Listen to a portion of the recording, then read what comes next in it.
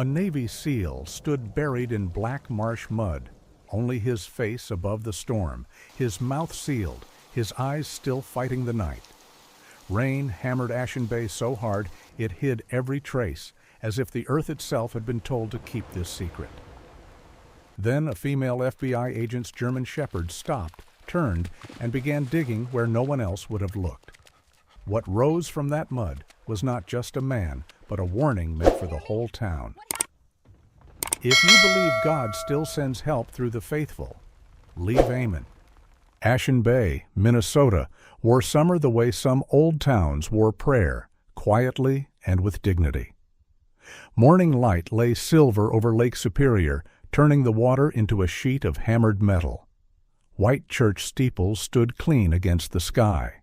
Flags for Harbor Light Forum fluttered along Main Street, and the harbor smelled of rope, coffee, and wetwood warmed by the sun. It was the sort of place where people still waved from porches and left pies cooling on windowsills, the sort of place that looked too gentle to be touched by anything dark. That was exactly why Special Agent Mara Quinn had been sent there. At 30, Mara had the steady bearing of a woman who had learned early that composure could save her when comfort could not. She was tall and spare, with strong shoulders under a plain, weatherproof jacket, clear olive skin, and dark brown hair pulled into a practical knot at the nape of her neck. Her face was fine-boned, almost delicate at first glance, until one noticed the stillness in her gray eyes. Those eyes belonged to someone who missed very little and trusted even less. Years in the Bureau had sharpened her instincts, but an older sorrow had shaped them first. When she was 19, her father, a county deputy, had failed to come home one November night after stopping on a lonely road to help a stranded stranger. Ever since, Mara had carried inside her a private vow that silence, hesitation, and pretty assumptions were luxuries other people could afford. Beside her moved Rook, a 5-year-old German shepherd with a sable coat that darkened along his back like storm shadow rolling over a field. He was large without heaviness, disciplined without coldness, a dog built from patience, muscle, and watchful intelligence. His amber-brown eyes missed almost nothing. He did not waste motion. He did not bark to hear himself. When he looked at the world, he looked as though he expected it to reveal what it was truly hiding. Mara trusted that more than she trusted almost any human promise. Officially, she was in Ashen Bay to assist with a K-9 coordination program before the late summer storm season. Unofficially, she had been ordered to conduct a quiet threat assessment around Sariah Nuri, an Iranian-born writer and speaker whose upcoming appearance at Harbor Light Forum had stirred enough odd financial signals and broken lines of communication to trouble the FBI. Sariah had not yet appeared in Mara's day, but her name already carried weight. A 61-year-old widow with a calm, luminous face and a voice people described as both gentle and unafraid, Sariah had become the kind of woman extremists resented most, one who kept speaking with dignity when fear would have been easier. By late afternoon, clouds had begun gathering over the lake in layers, dark blue beneath pewter, like doors slowly closing in the sky. Mara took Rook toward Black Marsh, a low, wet stretch beyond an old service road once used to connect harbor storage lots to the back end of town. A source had mentioned the place in a half-whisper 2 days earlier. "If someone needs to disappear," he had said, "they will not use the forest. Trees remember, mud keeps its mouth closed." Mara hadn't liked the sentence then. She liked it even less now. The first drops came cold and sudden. The smell of wet reeds rose all at once, earthy and old. Wind passed low through the marsh grass with a sound like someone drawing breath through their teeth. Mara kept her hand near the radio clipped to her vest, but otherwise she let the quiet sit. She knew better than to fill a place like this with nervous movement. Rook stopped. His body changed first, long before he made a sound. His ears sharpened forward, his neck lowered. The line of his back stiffened with purpose. Then he pulled hard to the left, toward a patch of soaked reeds and black water that looked no different from any other patch of soaked reeds and black water. "Rook," Mara said, calm but firm. He did not return. Instead, he gave a short, urgent bark, the kind he used only when training crossed into something real. Mara moved after him, boots sinking into the wet ground. Rain thickened. The world narrowed to gray water, bent grass, and the beating of her heart. She saw nothing at first. Then Rook began digging, not wildly, not like a dog chasing buried scent, but with frightening precision. He clawed at the mud, paused, barked once, then clawed again. A jagged flash tore across the sky, and for one suspended heartbeat, the whole marsh turned white. In that white, Mara saw it, a human face where no human face should have been. She stumbled forward and dropped to her knees. A man was buried upright in the mud to the base of his neck, rain running over his forehead and into eyes that were still open by some fierce, impossible act of will. Black tape covered his mouth, slick with storm water. Dark naval rain gear clung to him where it emerged from the mud, and one shoulder still showed the worn edge of an American flag patch. Mara's breath caught, then steadied. "Federal agent," she said, sharp and clear, even though she could not know if he could take it in. "You are not alone. Stay with me." The man's gaze shifted toward her. It was not the look of someone begging. It was the look of someone measuring whether one more second of life might still matter. Mara called for emergency extraction and backup, then began scraping mud away from his face with her bare hands. The earth was icy and thick. It clung to her fingers, to her sleeves, to the edges of her thoughts. Rook kept working beside her, careful, almost reverent, as though he understood that one reckless movement might send the marsh collapsing inward.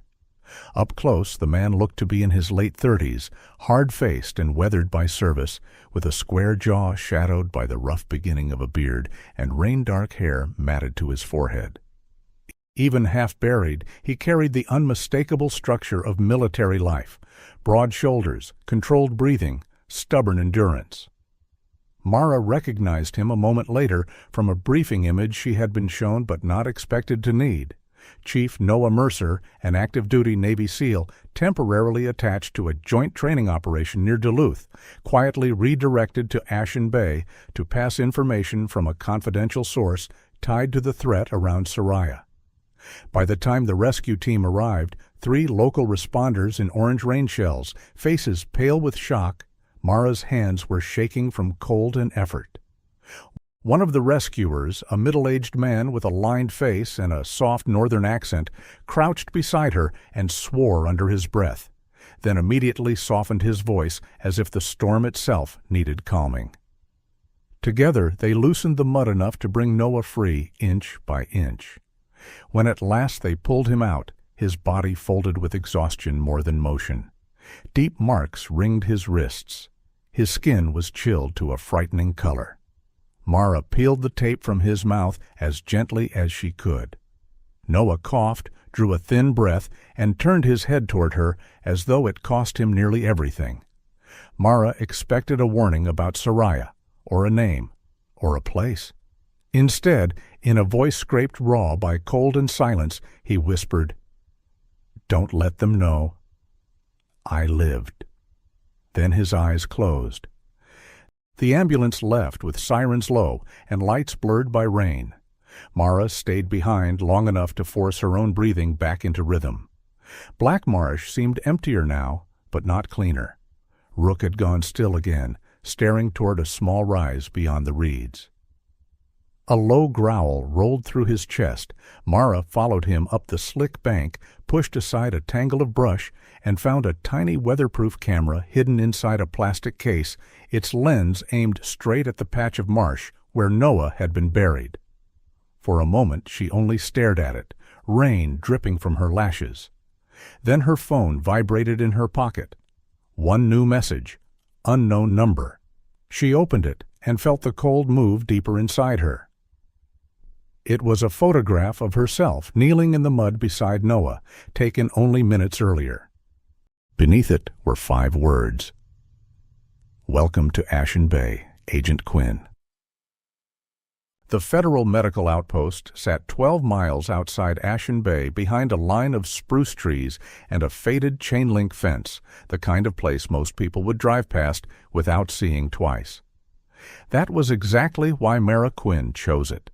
It was small, clean, forgettable, and staffed by people who understood how to keep their eyes sharp and their voices low. Dawn came pale through the narrow windows, and the air inside carried the quiet smell of antiseptic, coffee, and damp wool drying near a heater vent. Mara had not slept.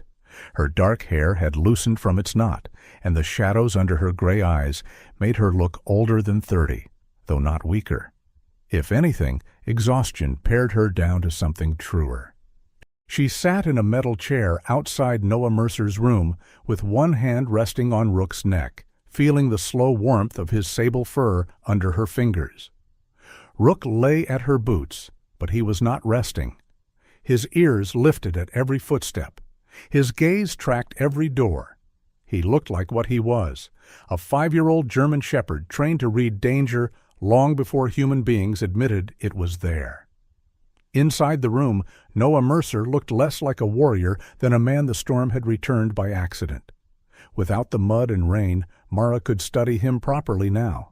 He was 38, broad through the chest and shoulders, with a face made of hard lines softened only by fatigue. His skin had the weathered tone of someone who had lived more outdoors than indoors. A rough shadow darkened his jaw, and a pale scar ran near his left temple, disappearing into short, dark blonde hair, now flattened by fever and sleep. Even motionless, he carried a kind of held-back strength, as if discipline had settled so deeply into his bones that pain itself had to ask permission before it could move him. The attending physician, Dr. Elaine Foster, stepped out just after sunrise. She was a woman in her late 40s, tall and narrow-shouldered, with deep brown skin, silver-threaded curls cut close to her head, and the calm, unsentimental kindness of someone who had worked too many long nights to waste words. Years earlier, she had served in a Navy trauma unit, and that history had left her with a voice that could steady a room without rising. "He's alive because you found him when you did," she told Mara. Another hour in that marsh, and Grace would have had to work much harder. Mara gave the smallest nod. She did not trust herself to answer. When the rain eased to a mist, Mara took Rook back to Black Marsh. Morning had washed the storm into a softer gray, but the ground still held the memory of violence in its silence. The reeds leaned low. Water gathered in shallow silver pools. The place looked almost peaceful now, which Mara found harder to bear than the storm. Peace, she had learned, could lie more smoothly than chaos. Rook moved in widening arcs, nose low, patient, exact. He found what the eye could not. On a patch of flattened reeds, he paused over a trace of machine oil, then drifted toward a thorny edge where the scent changed. Industrial salt, old rust, wet canvas, and something faintly chemical from treated tarp fabric. Mara marked the locations, glancing now and then toward the hidden camera she had bagged the night before. Someone had chosen this place because it looked like nowhere. Someone had known the storm would help.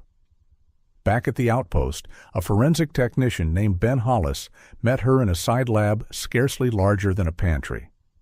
Ben was young, sandy-haired, and built like a man who had grown up hauling feed bags before he ever touched evidence kits.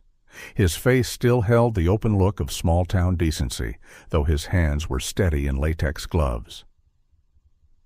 "We pulled residue from Mercer's boot seams," he said, sliding a tray toward her.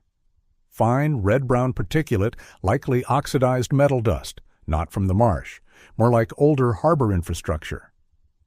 From the lining of Noah's rain shell, Ben had also recovered a sliver of waterproof film folded flat as a prayer card. Half a container number remained. So did 3 letters. NSS. Mara looked at them for a long second. North Shore Salvage and Transport. The legal shipping and scrap company at the harbor's edge had seemed too ordinary to matter. Now ordinary was beginning to look like the costume. A sharp metallic clang rang down the corridor, sudden and bright as a drop tray in a church. Rook was on his feet before the echo died, body taut, eyes fixed on the door, and for one suspended beat, Mara felt the whole world pause around the sound as if danger itself had stopped to listen. When Noah finally woke near noon, he did not wake dramatically. His eyes opened in stages, like someone surfacing through cold water. Mara moved closer, and he studied her first, then the room, then Rook.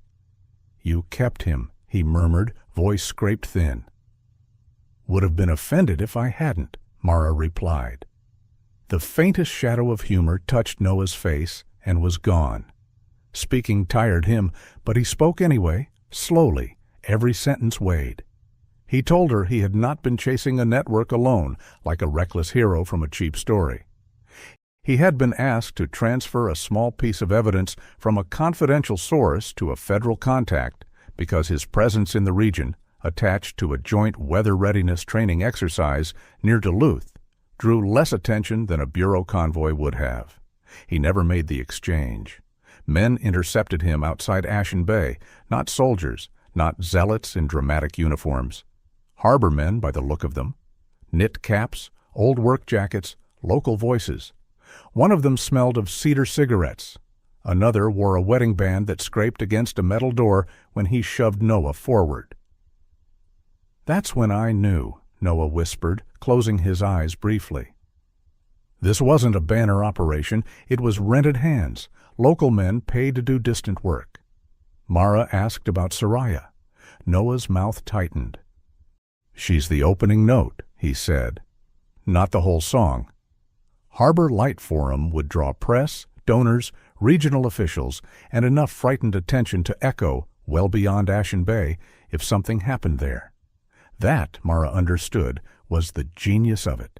Not spectacle for spectacle's sake, but confusion with a message hidden inside it. Rook, lying beside the bed, lifted his head when Mara set Noah's rain shell near him. The dog sniffed once, twice, then pressed his nose insistently against one sleeve seam. Mara checked it and found a nearly invisible strip of industrial tarp fiber caught in a torn stitch. Ben later traced the material to a limited supply batch sold within 3 counties. One active buyer remained, North Shore Salvage and Transport. By evening, the name had settled into Mara's mind with the weight of truth. Noah was still too weak to stand for long. The network still had eyes somewhere nearby, and yet the picture was sharpening. The marsh, the camera, the harbor dust, the tarp, the initials. Mara left the outpost just after dusk to drive back to her temporary quarters and begin building a discreet warrant path. The parking structure was half-shadowed, the overhead lights humming softly. Rook stopped so abruptly that the leash snapped tight in her hand. A low growl rolled out of him, deep and warning. He stepped in front of her, blocking the car. Mara froze. Security checked beneath the chassis and found it within seconds. A fresh tracking device magnetized near the rear axle, still warm from the hand that had placed it there. Mara stood very still while rainwater dripped from the roofline outside. Whoever had buried Noah had not lost her trail. They had only drawn closer. Blue Lantern Books stood a little back from the road, painted a soft weathered blue that looked almost silver when the lake light touched it. The shop had a narrow porch, a brass bell on the door, and windows crowded with novels, poetry, and children's books, whose bright spines made the whole place feel warmer than the wind coming off Lake Superior. Behind it sat a pale cedar house with lace curtains and 2 clay pots of lavender on the steps. It was the kind of place that seemed built for quiet talk, tea in chipped cups, and old griefs finally being given names. Mara Quinn parked across the street and watched for a moment before going in. Ashen Bay looked even more harmless in daylight than it had in the rain. A boy rode past on a bicycle with a fishing pole bouncing at his back. Two elderly women laughed outside the pharmacy. Somewhere down by the harbor, a brass band rehearsed for Harbor Light Forum, and the notes drifted through town like sunlight, trying to become music. Mara had learned to distrust places that looked innocent enough to make people lower their guard. Rook stepped out beside her, tall and steady, his sable coat shining bronze where the late morning light touched it. He did not pull. He never needed to. He moved the way good men in old stories crossed a room before trouble had chosen its shape. Inside the shop, the air held the soft scent of paper, cedar shelves, cinnamon, and lake damp. Sariah Nuri stood behind the front table, arranging a stack of essay collections with hands that moved gently but without hesitation. She was 61, slender and straight-backed, with warm olive skin and silver threaded through her dark hair, where it fell in a loose twist over one shoulder. Fine lines rested at the corners of her eyes, not from bitterness, but from long years of listening deeply and carrying more than she said aloud. Her face was graceful rather than dramatic, yet it drew attention because it was so fully awake. People looked at Sariah and felt, often before she had spoken a word, that she would tell the truth kindly, but not soften it into uselessness. Widowhood had touched her, exile had shaped her, and both had left her with a steadiness that felt almost like light. "Agent Quinn," Sariah said, and her voice was low, musical, and unhurried. "You look exactly like a woman who has not slept." Mara almost smiled. "You look exactly like a woman who has no intention of making my job easy." Sariah gave a small, amused tilt of the head. "Then we understand one another already."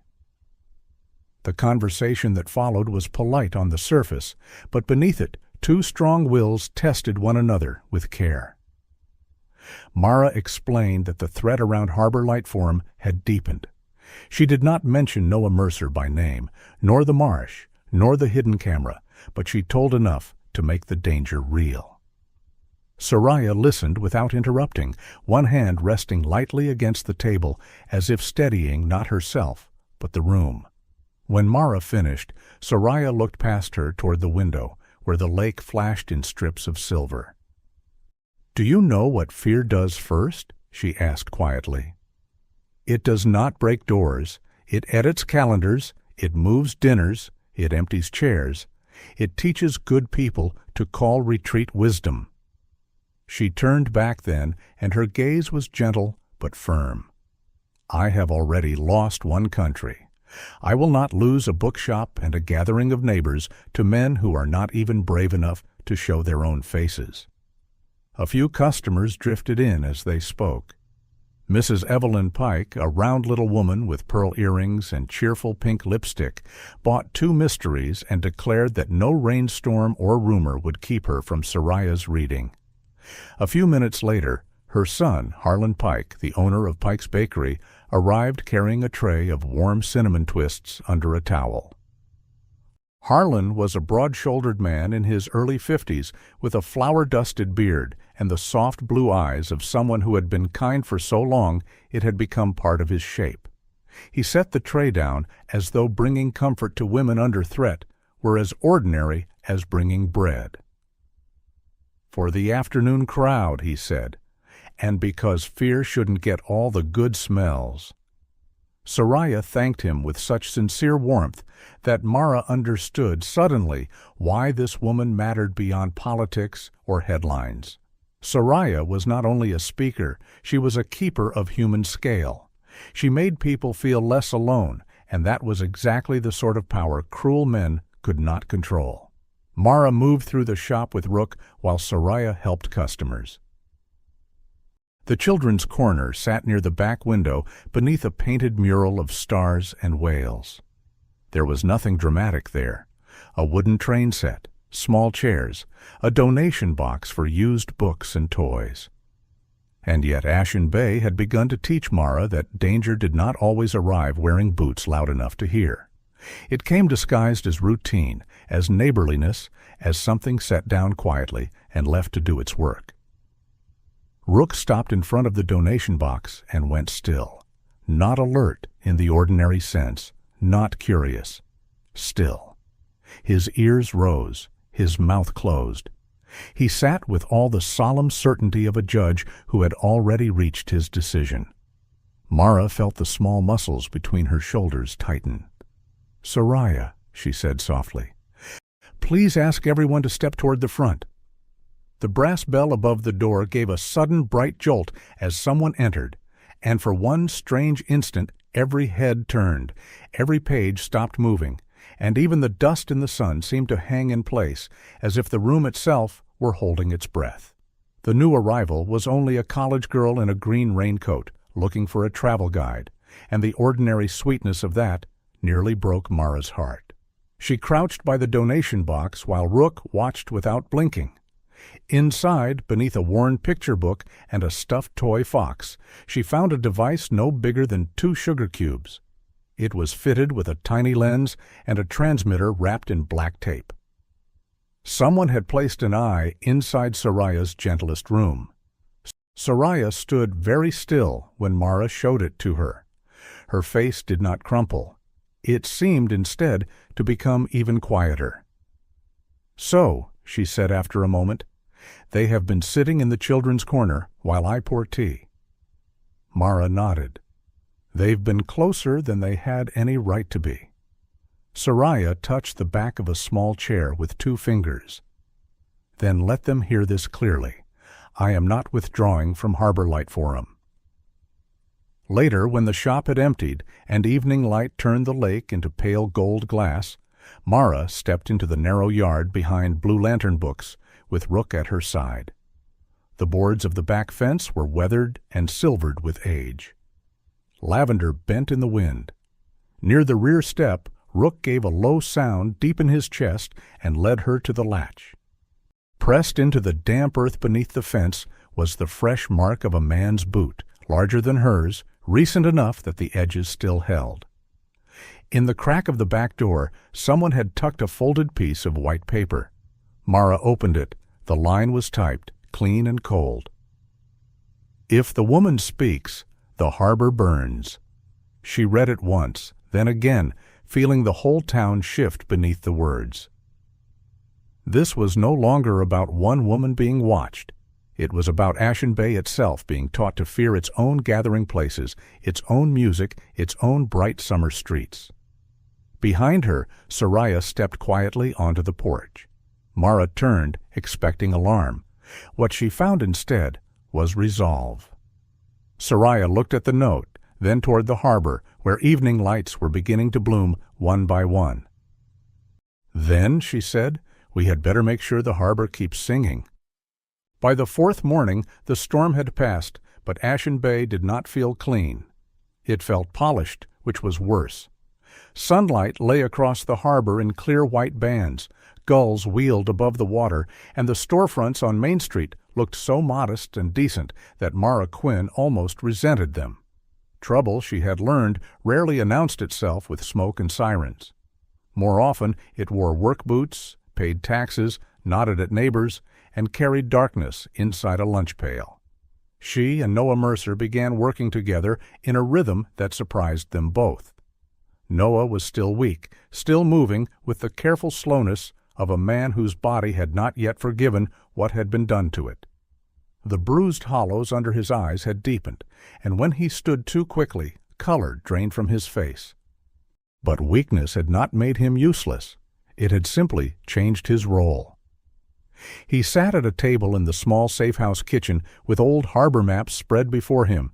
His broad shoulders bowed slightly. One hand braced against the wood, while the other traced service roads, drainage lines, and maintenance corridors, with the quiet certainty of a man trained to see movement where others only saw lines. Up close, in daylight, and without fever, he looked less haunted than he had in the outpost, though the hard edges of his face remained.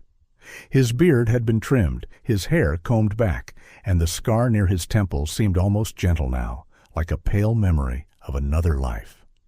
Mara stood opposite him with coffee cooling in her hand, tall and composed in a dark sweater and field jacket, her dark hair tied back, her gray eyes taking in everything. She led the decisions. He sharpened the angles. Between them lay a growing respect that felt less like fire and more like the slow lighting of lamps in a house that had been dark too long. Rook lay under the table at Noah's feet, the great sable dog stretching one front paw so it rested against Noah's boot as if he had long ago made up his mind about the man. Mara noticed that and said nothing. North Shore Salvage and Transport stood at the far edge of the harbor where the nicer paint of town gave way to corrugated siding, chain-link fencing, and the practical ugliness of industry. The company was legally registered, lightly taxed, and annoyingly ordinary on paper. Its owner, Cal Dre, was the first truly local face Mara could tie to the shifting shadow around Sariah Nuri. Cal was 46, thick through the neck and middle, with a flattened nose that looked as though life had broken it once and forgotten to apologize. His hair was the color of dirty straw, clipped short around ears gone red from weather and old bad decisions. A pale beard clung in patches to his jaw, and his eyes had the restless, measuring look of a man who had spent too many years counting what he owed and deciding which part of his soul could be traded next. He handled night freight for North Shore, but that title dressed him better than truth did. He was no ideologue, no grand believer in causes. Men like Cal did not serve darkness because they loved it. They served it because it paid. Mara watched from an unmarked county truck while a small K-9 search and rescue drill gave her the perfect excuse to move near the warehouse grounds without setting off alarm. On the surface, North Shore looked harmless. Rusted forklifts, stacked pallets, an old office trailer with faded blinds, and a line of containers that seemed too dull to matter. But dullness could be a kind of veil. Rook moved through the space with his head low, muscles quiet, reading the invisible. He caught the same layered scent Mara now knew too well from black marsh, harbor oil, treated tarp, wet earth from low marsh ground, and something metallic beneath it all, old drainage and rust. He led her not toward the containers first, but toward a steel service door set low behind a run of pipe. It was half hidden by a stack of broken marine tires and a curtain of chain. The paint had peeled to the color of old coins. That, Noah said later when she showed him a photo, is not a door you use unless you want to move without being seen. He pointed to the map. Beneath the warehouse and stretching toward the old pier ran a forgotten technical tunnel, once used for runoff control and utility access before the town modernized its surface systems. Ashen Bay had not failed to notice evil, Mara realized. It had simply been looking at the street while evil walked below it. Somewhere inside the warehouse yard, a metal gate slammed shut with a crack so sharp it seemed to split the afternoon in two, and for one suspended breath, even the gulls rose together from the water, white wings flashing in the sun like scraps of torn paper caught in a gust. That sound stayed with Mara as the day deepened.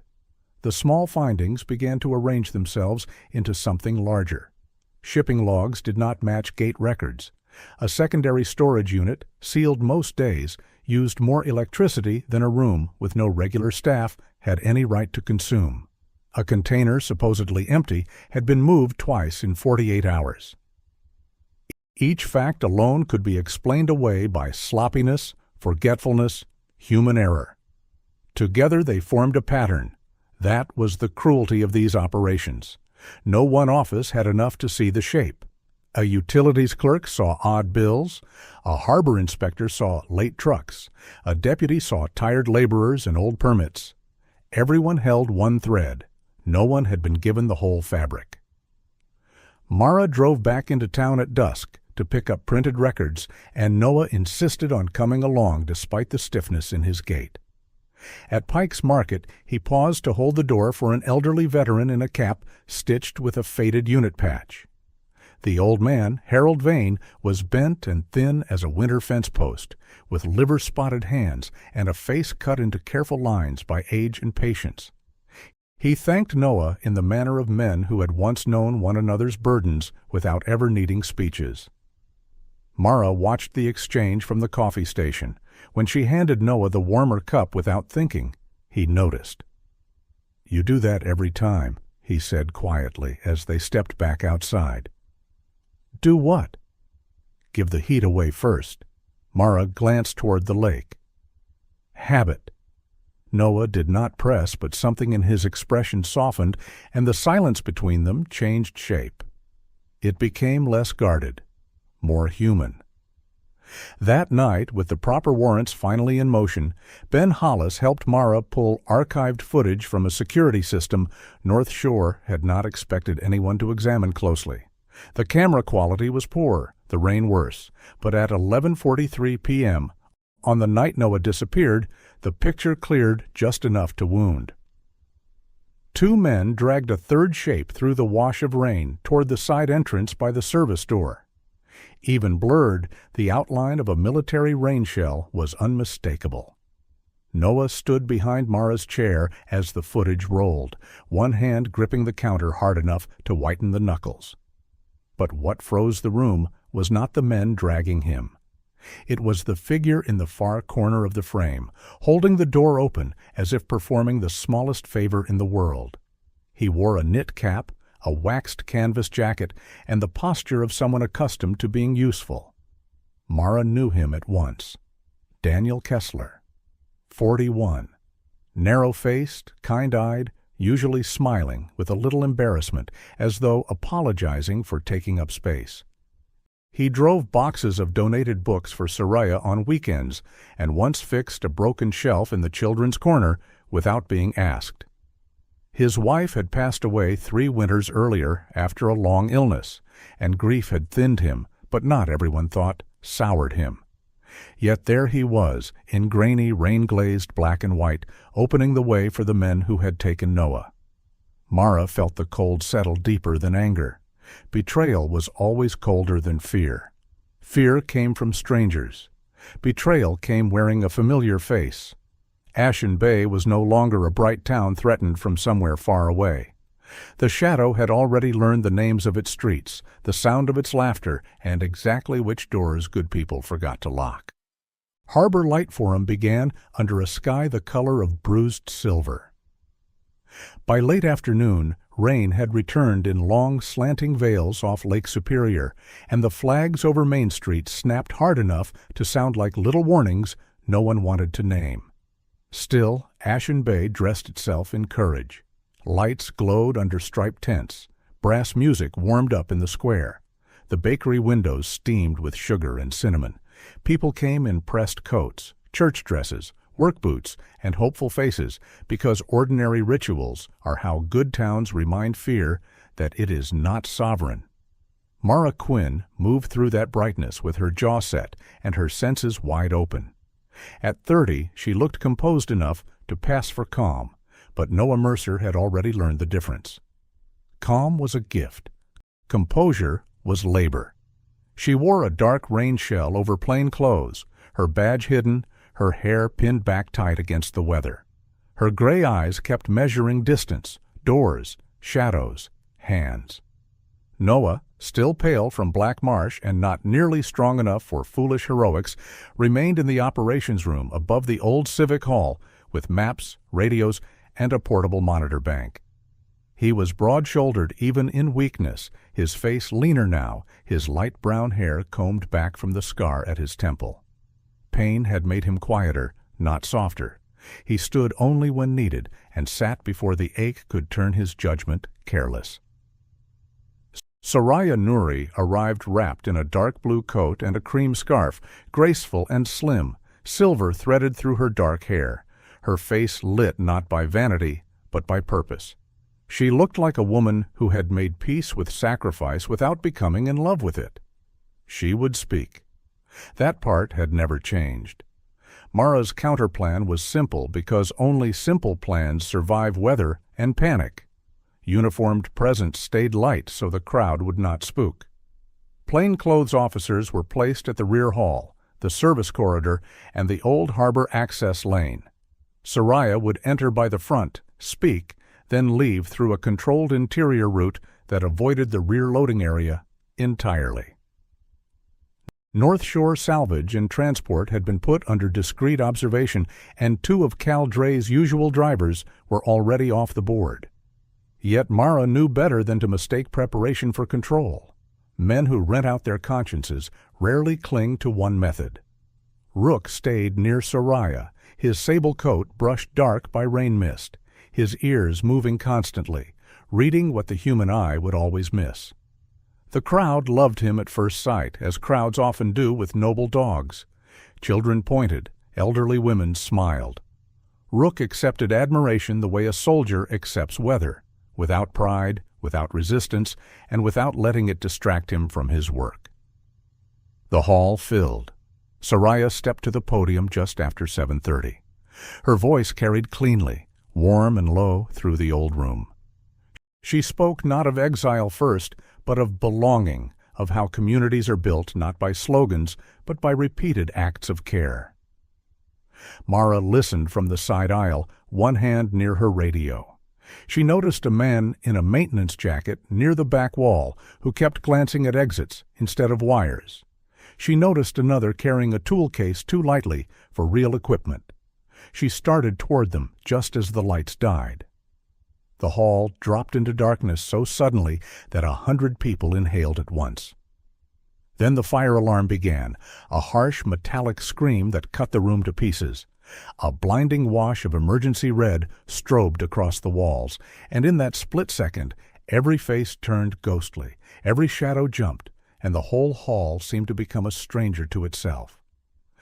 Mara's voice rose above the alarm, steady and commanding, directing people toward the front stair instead of the rear corridor.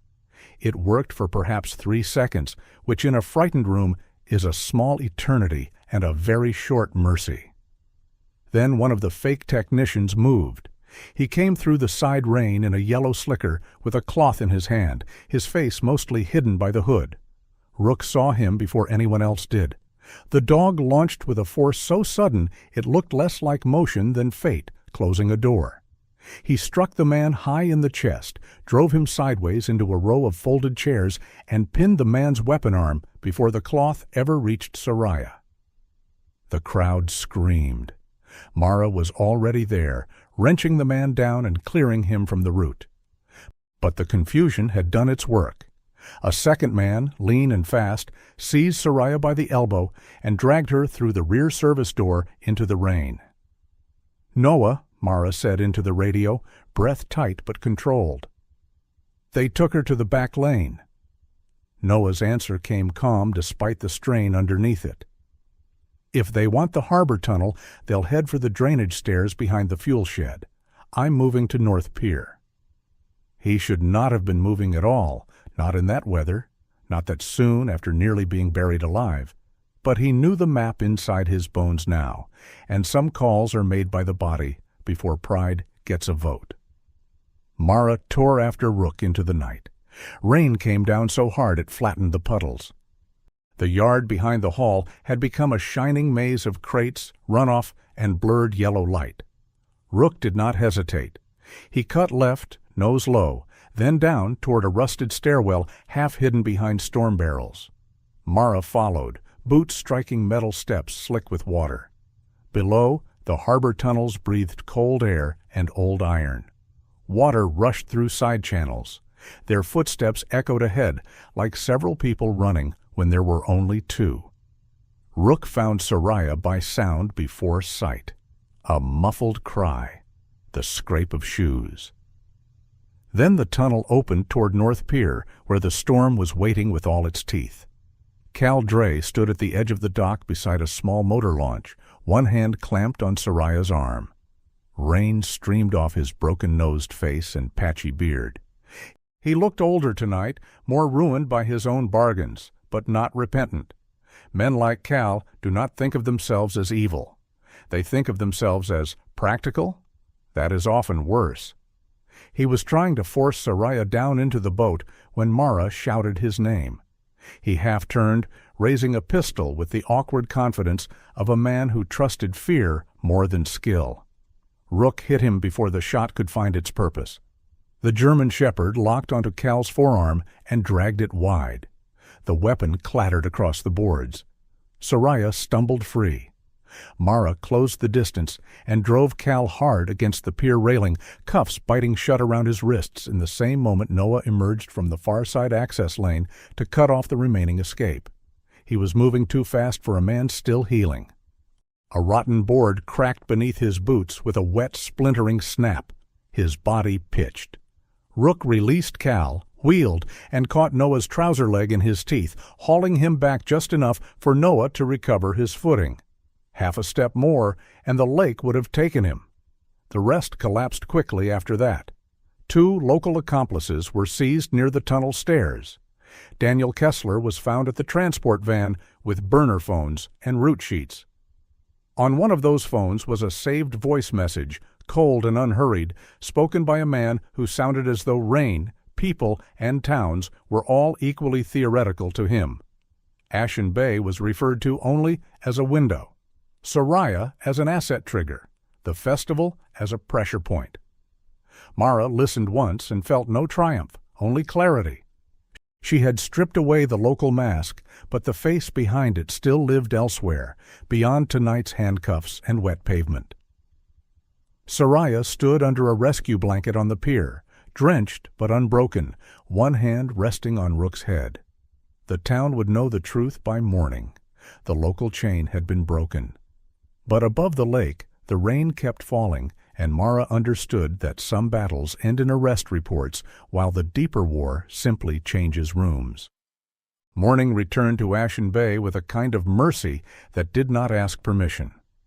After the night at North Pier, the rain finally moved east, and the town woke under a pale gold sky that made every rooftop and window seem rinsed clean.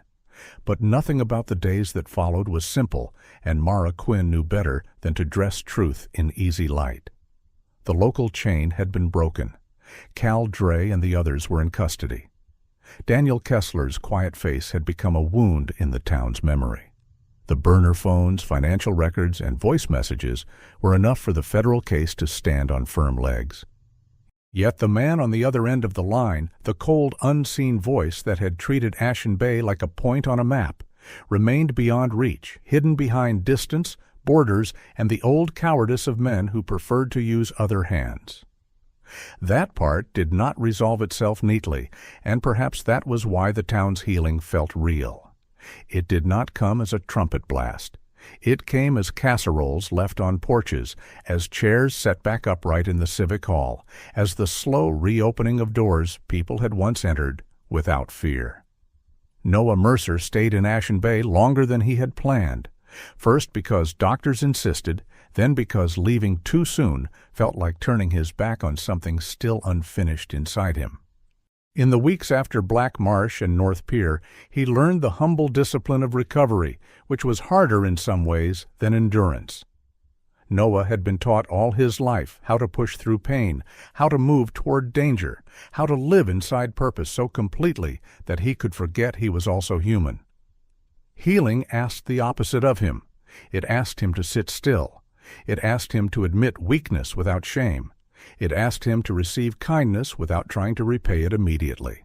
He moved more carefully now, but the stillness looked good on him. His face, all sharp planes and quiet strength, softened when he laughed, and he began to laugh more often than Mara had first thought possible. He helped repair the loose back steps at Blue Lantern Books. He painted a weathered fence with his sleeves rolled up and Lake Superior wind in his hair. He stopped each Thursday to bring Sariah a loaf from Pike's Bakery, and the old women at the bookshop began to greet him by name as if he had always belonged to the town. Sariah Nuri reopened Blue Lantern Books not as a woman pretending nothing had happened, but as someone who had chosen not to let darkness make her smaller. She added a reading corner in the back with soft lamps, wide chairs, and a shelf she called For Those Who Stayed.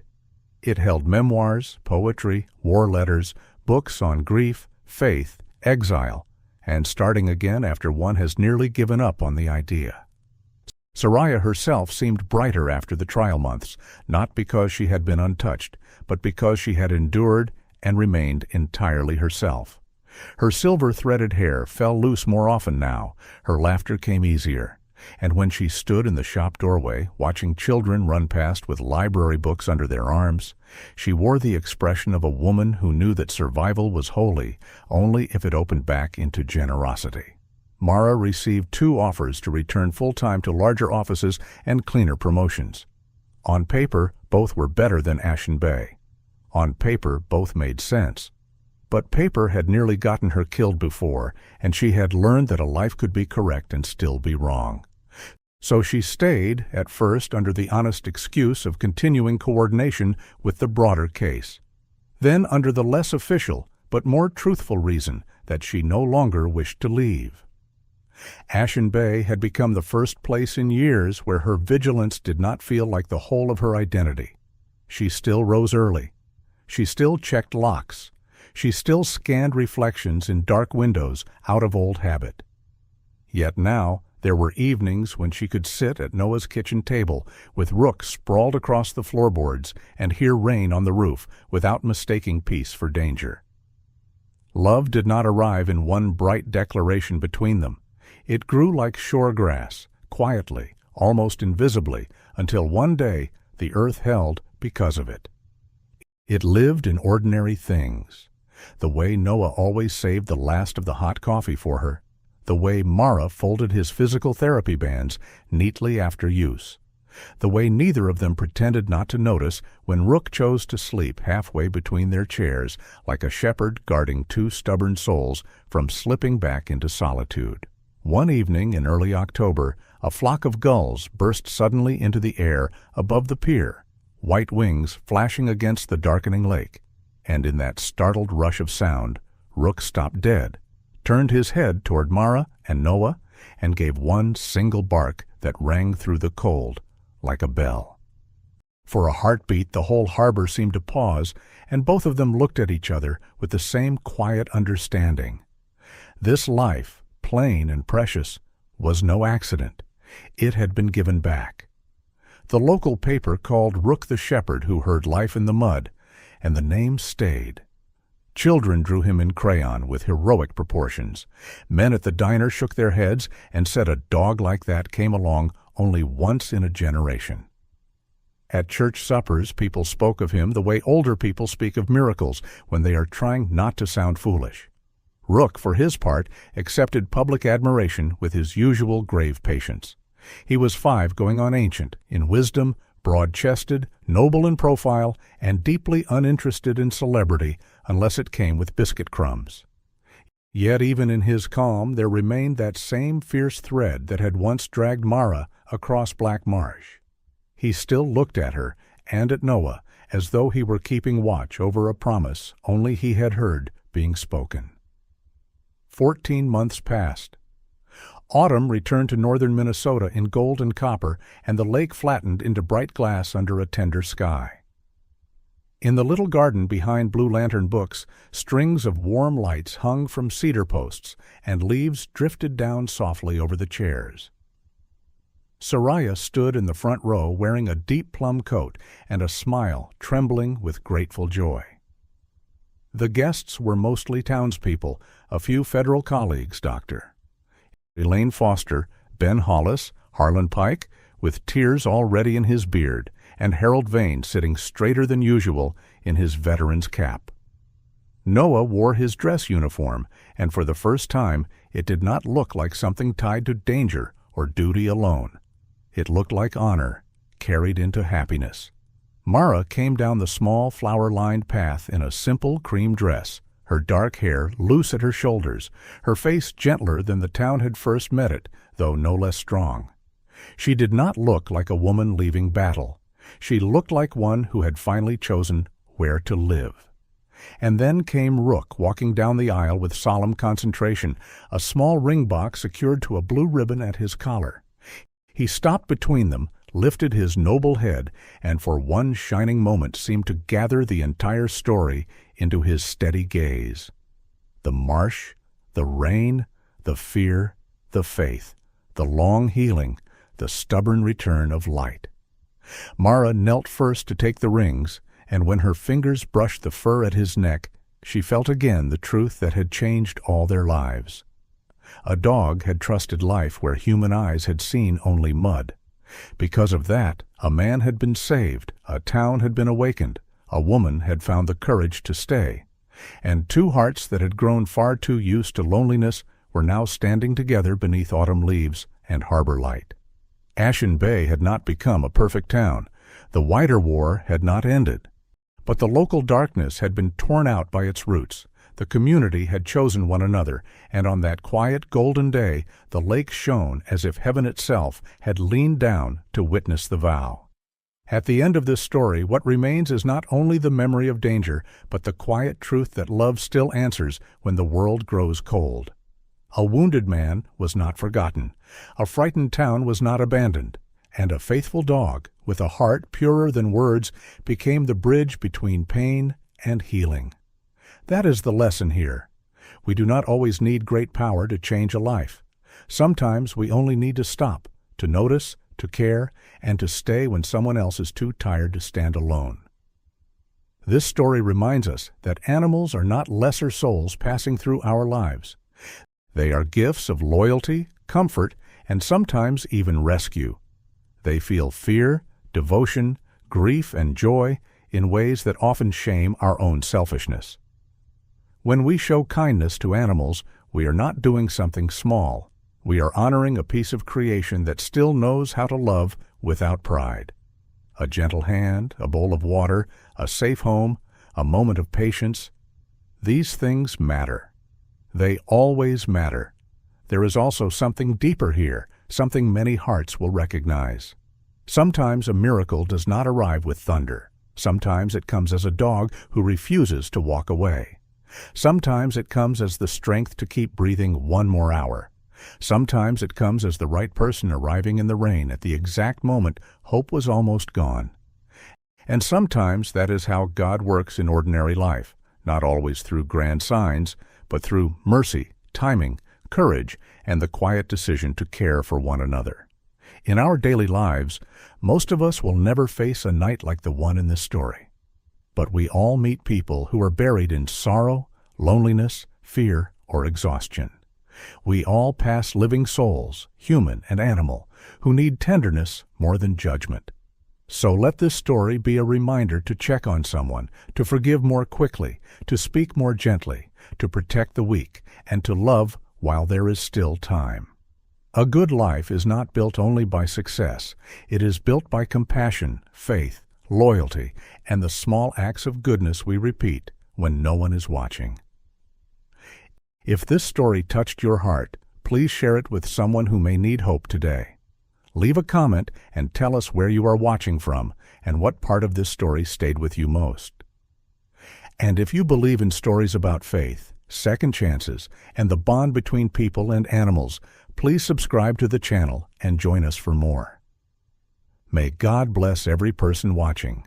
May He bring peace to your home, strength to your heart, healing to your body, comfort to your memories, and kindness to your path. And may He watch over the animals we love and teach us to become more faithful, more gentle, and more grateful with every day we are given.